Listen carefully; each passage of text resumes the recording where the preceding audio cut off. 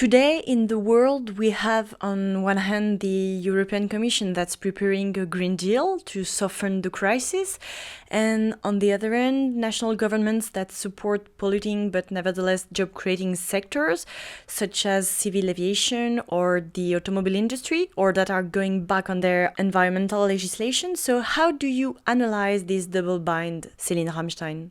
It is a really difficult time. And everyone wants to know what to do. Everyone has many different concerns. But the key issue right now is really the emergency. How do we respond to the health crisis? Then how do we respond to the social crisis? And in this whole questioning, it is often that we see that environmental consideration, climate considerations don't come first.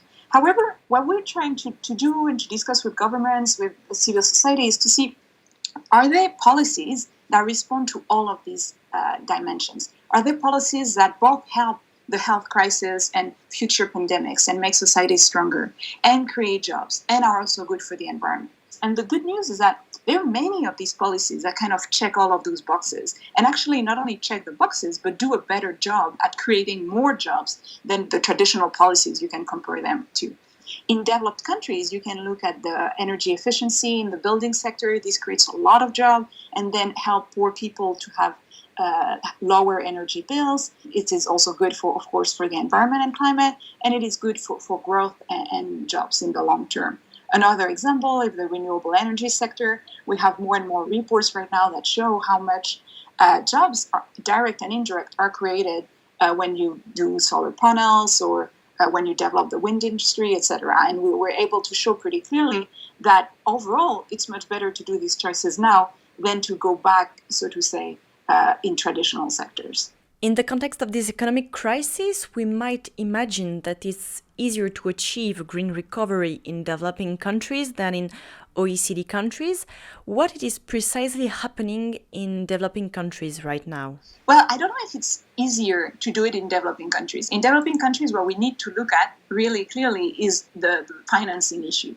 So when you hear about the green recovery being financed in Europe, poor countries don't have these deep pockets of money that they can mobilize or that they can borrow to finance their recovery. So we are working as a World Bank to help them do that, right? To help to bring this financing that will help them to respond directly to the emergency crisis that they're facing, health consequences, social consequences, etc. So in developing countries, the question is very much how can we build development pathways that are compatible with sustainability and climate objectives?